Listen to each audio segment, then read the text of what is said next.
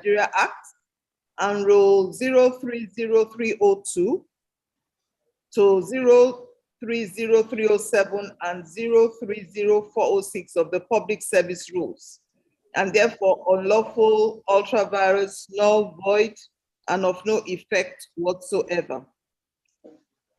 3, a declaration that all and every act of Mr. Idowu Olusile as acting registrar stroke secretary of the council, which led to the purported dismissal of the claimant by virtue of the letter dated 23rd May 2016, although served and received 27th of July 2016 by the claimant, are unlawful, ultra-virus, null and void, and of no effect whatsoever by virtue of his non-qualification to act in such capacity pursuant to the mandatory provisions of Part 3, Section 6, 1, and 4 of the Computer Professionals Registration Council of Nigeria Act and other relevant provisions of the Act. 4, a declaration that the claimant's purported dismissal is unlawful, illegal, null and void, and of no effect whatsoever. 5, an order of the Honorable Court directing the immediate reinstatement of the claimant by the defendants to his office and his position being the Director, Research and Strategy Department in the defendant. 6, an order of the Honorable Court compelling the defendants to pay to the claimant all his salaries, emoluments, and allowances as a public servant from 1st November 2015 till date. 7, an order directing the defendant to pay the sum of 125 million naira as general damages to the claimant for the hardship, psychological trauma, and domestic instability the claimant suffered for his unlawful and illegal dismissal from service. 8, substantial cost of this action in the sum of 5 million naira only. The defendant filed an amended statement of defense and a counterclaim together with the accompanying processes on 7th July 2021. The defendant counterclaimed as follows. 1, an order of the Honorable Court compelling the claimants to return the project car, Toyota Camry, with plate number CPN 04 to the defendant. 2, general damages in the sum of 5 million naira for the unjust and or unlawful and continuing retention stroke detention of the counterclaimant's project car, thereby depriving the counterclaimant of the use of its project car since September 2015. The claimant filed a reply and a defense to the counterclaim on 19th of June 2017. The defendant also filed a reply to the claimant's defense to the counterclaim on 27th of November 2017. I will go straight now to the decision portion.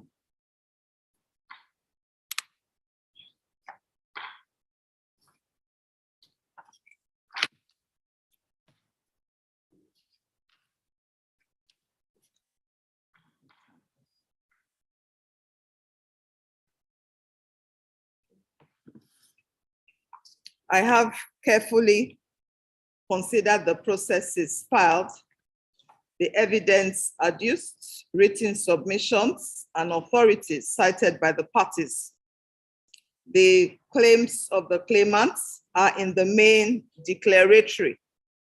The burden of proof in establishing declaratory reliefs to the satisfaction of the court is heavy, in the sense that such declaratory reliefs are not granted even on admission of the defendant, where the claimant fails to establish his entitlement to the declaration by his own evidence.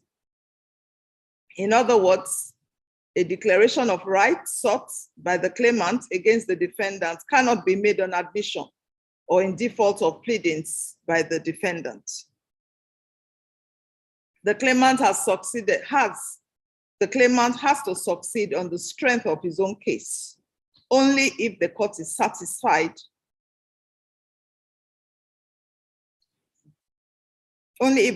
satisfied, by evidence and not on the weakness of the defendant's case. See Dumez versus Nwakuba, also see GE International Operations Nigeria Limited versus Q Oil and Gas Services Limited. Can counsel hear me? Yes, my lord. It is muted. Okay, all right. The law is also settled.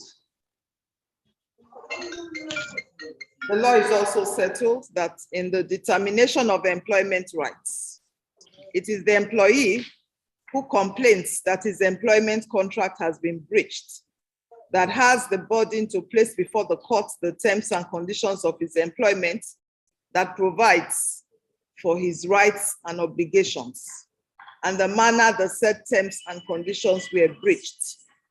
It is not for the employer, who is the defendant, to prove any of these issues. See the cases of Aji versus Chad Basin Development Authority and another, Okoebo versus Police Council, Okomu Oil Palm Company versus Iserienre, Idoniboye Obe versus NNPC, and Kato versus the Central Bank of Nigeria. Also see section 1311 and 2 of the Evidence Act 2011. The documents relied upon by the claimant as his terms and conditions of employment in his pleadings are his offer of probationary appointment admitted as Exhibit C1, personnel policy / staff handbook, and the public service rules. The claimant has not placed the personnel policy / staff handbook and the public service rules before the court. His letter of probationary appointment simply offers the claimant appointment as administrative manager and states that other conditions of service will be worked out later.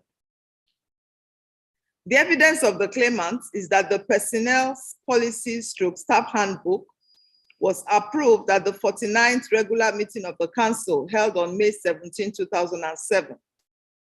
The minutes of the said meeting, admitted as Exhibit C11, is an unsigned document. The implication is that Exhibit C11 is worthless, void, and commands no probative value. See Brutech Nigeria Limited versus Akianwo, and also see Gbadamosu versus Biala and others. There are no averments or facts in the claimant's pleadings in respect of the document admitted as Exhibit C12, which is the Computer Professionals Registration Council of Nigeria Staff Conditions of Service. This document was not pleaded. The law is that evidence without pleading goes to no issue. See Shell Petroleum Development Company of Nigeria Limited versus Kwame Amba, which held that evidence given, which is not in line with the facts pleaded, goes to no issue, and so is of no help to the other party that produces it.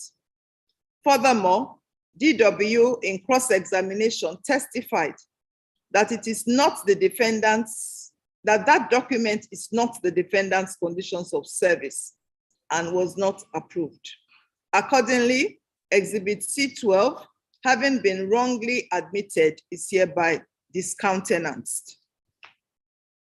The two issues that arise for determination are as follows. 1, whether on the pleadings and evidence the claimant ought to be entitled to the reliefs he is seeking. 2, whether the defendant's counterclaimant has proved the counterclaim. It is a settled principle of Nigerian labor law that there are basically 3 types of employment, namely purely master-servant employment, employment held at the pleasure of the employer, and statutory employment. See the cases of Comptroller General of Customs versus Gusau, CBN versus Iguilo, Longe versus the First Bank Nigeria PLC. The claimant has asserted that the defendant is a federal government establishment, and the defendant has not denied this. The claimant has not led any evidence as to the type of employment with the defendant, particularly as he has made a claim for reinstatement and he has placed before the court a probationary employment letter only.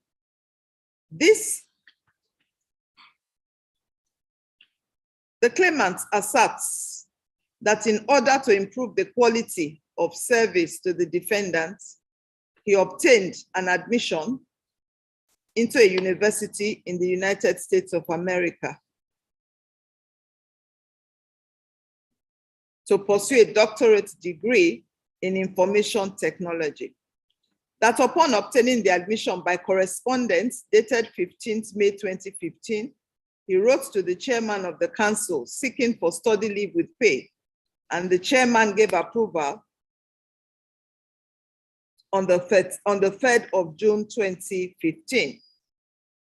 The defendant disputes this. The claimant has not referred the court to the provision in his terms and conditions of employment that gives him the rights and the qualification to go on study leave for 2 years with pay.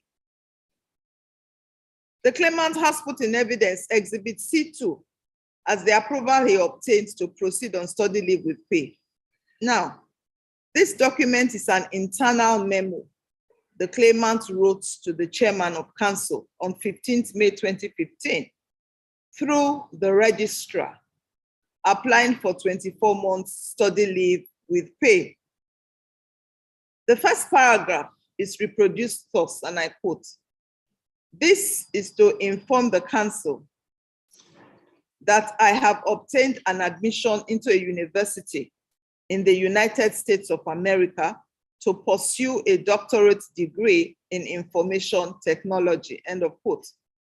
The minutes of the registrar to the chairman is on the document for, I quote, "consideration and approval." The chairman's minutes back to the registrar is, I quote, "approved on behalf of council." The claimant did not state or disclose the name of the university in the United States of America and the location, or attach other documents in his memo to the chairman. The claimant did not place before the court the official letter from the defendant addressed to him approving his application for 24 months study leave with pay. Neither did he place before the court his letter of admission into the university in the USA or the name of the university. It is common knowledge in employment administration and matters of study leave that there must be a formal letter of approval from the employer to the employee. The claimant, as a director, cannot claim not to know that he requires a formal approval from his employer to go on study leave. The claimant was granted approval to go on casual leave exhibits, as seen in Exhibit IA2, effective Monday 17th to Friday 21st August 2015, and was expected to resume duty on 24th August 2015.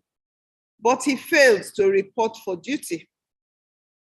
He was sent a memo dated 28th August, Exhibit D4, by the head HR as follows, and I quote, "The registrar informed me that proper approval and notification has not been given for the leave of absence which you mentioned in the letter you sent to me. You are expected to resume after casual leave, which expired on Monday, 24th of August, 2015, in order to perfect the documentation and proper approval," end of quote. The claimant was sent a letter on the authority of the council, Exhibit D3, dated 10th September 2015, informing him that he had not been granted study leave and directing him to return to his duties latest by Monday, 14th September 2015. The claimant failed to resume for duty, and he was issued a query, Exhibit C4 and IA5, dated 21st October 2015, with the heading, I quote, "Request for explanation on proceeding on 2 years study leave without due authorization." The claimant responded on November 24, 2015, stating that the mail was received in his inbox on November 10, 2015, and he did not read it until November 16, 2015, and that he cannot reply through Mr. Idowu Olusile as directed by the defendant. The claimant was then invited to appear before the council's investigative panel on Friday, 27 November 2015 at 10 a.m. at the council secretariat. The claimant admits receiving the mail on 26 November 2015, but states that it was mischievous and malicious of the defendant to ask him to appear, knowing that he was in the USA. The claimant did not honor the invitation or respond to the defendant by asking for more time to enable him appear, since by his own evidence, he was in the USA. Rather, the claimant asserts that the investigative panel was not constituted in accordance with the provisions of the defendant's personnel policy, staff handbook, and the public service rules. The claimant's conduct here amounts to insubordination. These documents relied upon by the claimant are not in evidence. However, the minutes of the 75th regular council meeting of the defendant held on 9th October 2015, Exhibit D2, is in evidence. At the meeting, an investigation committee was set up to investigate the claimant and a disciplinary committee to consider the report of the investigation committee and advise counsel on the matter. The defendant notified the claimant of the withdrawal of the official Toyota Camry car allotted to his office by Exhibit IA3 and directed that it be returned Thursday, 10 September 2015. The letter was addressed and sent to his physical contact address at Bangboye Street, Ilasa Maja, Lagos. The claimant was again by letter dated 30th October reminded to return the vehicle on or before Wednesday, 11th November 2015. The reminder letter was delivered to his physical address on 2nd November 2015 and was acknowledged by Mrs. Ibrahim. A final notice of withdrawal of the vehicle dated 26 January 2016 was sent to the claimant's address, and receipt again was acknowledged by Mrs. Ibrahim on 31st January 2016. The claimant admitted that the vehicle is attached to his office and that the letters were written to him while he was in the USA. He said he ignored the letters and kept the vehicle. The report of the investigation committee, Exhibit D6, is before the court. The claimant failed to honor the invitation of the committee to appear. The committee found that the claimant did not support his application for study leave with documentary evidence, and when he was requested to do so, he was unwilling and committed serious misconduct under Chapter 3 of Rule 03040 of the Public Service Rules. The committee recommended that he appear before the disciplinary committee. Thereafter, the defendant dismissed the claimant from its employment by letter dated 23rd May 2016, which is Exhibit C10. The letter is reproduced as follows, and I read. Dear sir, official notification of your dismissal from the services of the council. At the 77th regular meeting of the Council of the Computer Professionals Registration Council of Nigeria, CPN, held in the council chambers in Lagos on Friday, 20th of May 2016, council discussed the recommendation of the disciplinary committee of council on your matter and approved that you be dismissed from the services of the council with immediate effect. The decision was reached after an exhaustive and thorough deliberation on your case, which started with the setting up of an investigative committee whose report was forwarded to the disciplinary committee that later made their recommendation to council. I would like to put it on record here that you were duly invited by the investigative committee to defend yourself, but you decided to snub the committee and did not appear before it throughout the duration of the committee's sitting. Council viewed the behavior as an act of gross disrespect to the council, your employer, and by extension, the information technology profession in Nigeria. Endeavor to hand over all the council's properties in your possession, particularly the Toyota Camry car attached to your office, which you absconded with since August 2015. Signed, Professor Vincent Ele Aso, President, Chairman of Council. The claimant has alleged that the defendant did not give him a fair hearing before the decision to dismiss him from service, as required by the Computer Professionals Registration Council of Nigeria Act and the Public Service Rules. I agree with learned senior counsel to the defendant that the misconduct referred to in section 14.3 of the Computer Professionals Registration Council Act has nothing to do with the claimant's claims. The misconduct referred to in section 14.3 refers to the discipline of members of the profession acting in their professional capacity as members of the profession, and is not intended to guide the employment relationship between the claimant and the defendant. The claimant never pleaded that the Computer Professionals Registration Council of Nigeria Act regulates his employment. Neither did he place the terms and conditions regulating his employment before the court to prove them. Therefore, waving the flag of breach of fair hearing does not provide any saving grace, as the issue of fair hearing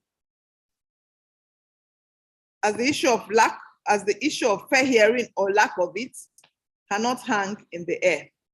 See the case of Aji versus Chad Basin Development Authority and another. In any event, fair hearing is opportunity, and there is an abundance of evidence that the claimant was given the opportunity to be heard severally. The defendant's letter of dismissal to the claimant vividly captures this. The claimant was issued a query, Exhibit C4 and D5, and he responded to the query by Exhibit C6.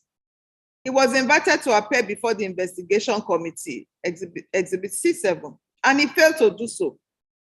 Neither did he even accord the council a modicum of respect by responding to the mail.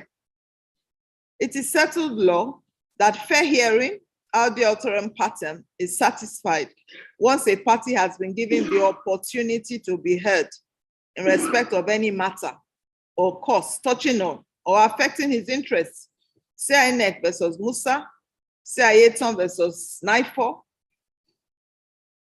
The Supreme Court in the case of Imonike versus Unity Bank PLC has held that where an employer accuses an employee of misconduct by way of a query, and the employee answers the query before the employer takes a decision on the employee's employment, that satisfies the requirement of fair hearing. The claimant was queried and he responded. He refused to appear before the investigation committee and he was dismissed. The claimant was given fair hearing, and I so hold. In the case of Sule versus Nigerian Cotton Board, the Supreme Court, per Obaseki GSC of blessed memory, stated as follows, and I quote,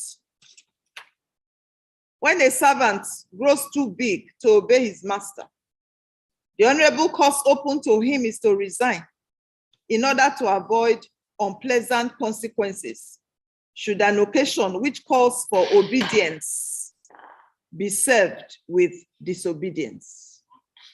Both the common law and statute law brook no disobedience of lawful order from any servant, high or low, big or small.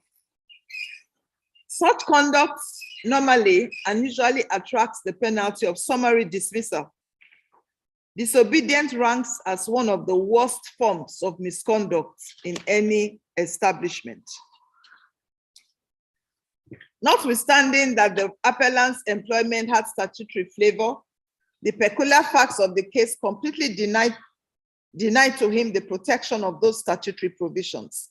His misconduct lies in the fact that by his assumed outlawry, he could act with impunity, end of quote. This is the exact scenario that has played out here in this case. The claimant has grown too big to obey the defendant, his master and employer.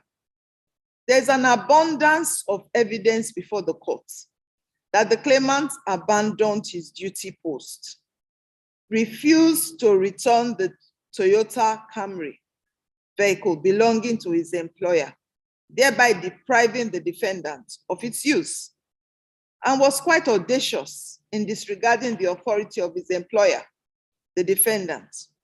His excuse being that the acting registrar stroke secretary of council, Mr. Idowu Olusile, despite being engaged by the counsel of the defendant and under the council's instructions and directives, had no authority to invite him to answer for his misdeeds.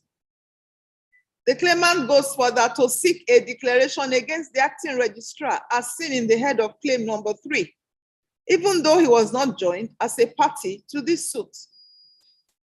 There is not a shadow of doubt in my mind that the claimant's conduct amounts to insubordination to constituted authority. On the case law authorities, this is gross misconduct that by itself merits summary dismissal. The claimant behaved as if he was his own boss, accountable only to himself.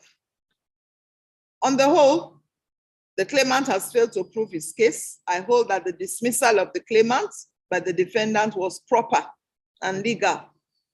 The defendant is not in breach of the provisions of Part 5 and Schedule 2 of the Computer Professionals Registration Council of Nigeria Act, the Public Service Rules, and fair hearing provisions of Section 36 of the 1999 Constitution as amended. Consequently, and for all the reasons above, the declaratory reliefs, number 1, 2, 3, 4, sought by the claimant must fail, and they are hereby refused. These having failed, the ancillary orders, number 5, 6, 7, 8, predicated on the declarations also fail. The claimant's case is hereby dismissed in its entirety. Costs in the sum of 150,000 naira is awarded the defendant. On the defendant's counterclaim,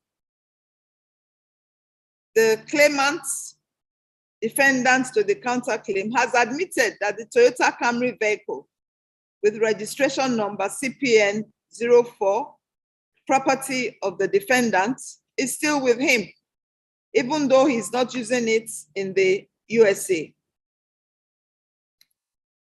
He admitted that the defendant wrote to him while he was in the US to return the vehicle, but he ignored the letters and kept the vehicle.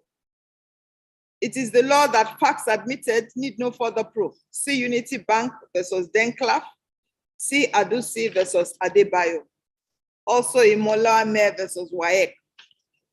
I find that the defendant has proved the counterclaim.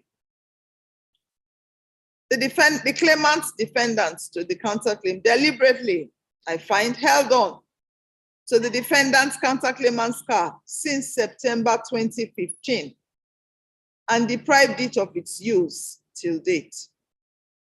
This is about 7 years now that the claimant has converted the defendant's official car to his own private use.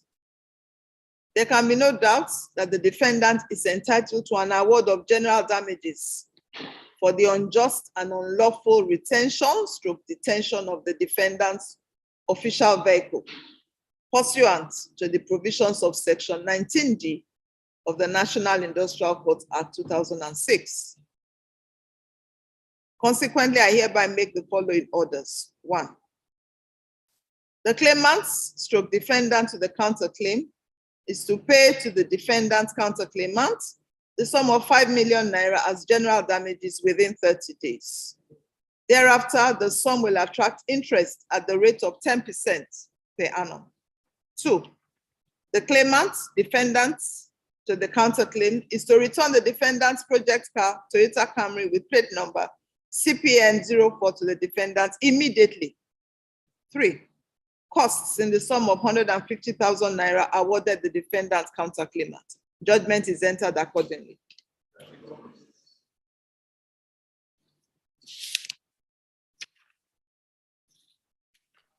As the couples, we thank my Lord for the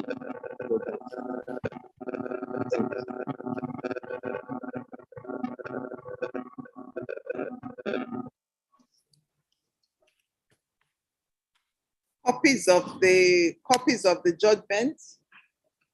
If counsel are out of Abuja, copies of the judgment will be sent by the registrar of the court to your email addresses. And then you can collect the certified true copies of the judgment from the registrar here in Abuja. Except, of course, you are in Lagos. If you're in Lagos, that would have to be sometime in September or thereabouts when the file gets back to Lagos. As the couple is this, we are in Abuja. So you are in Abuja, so you can collect a copy from the registrar. Thank you, my Lord.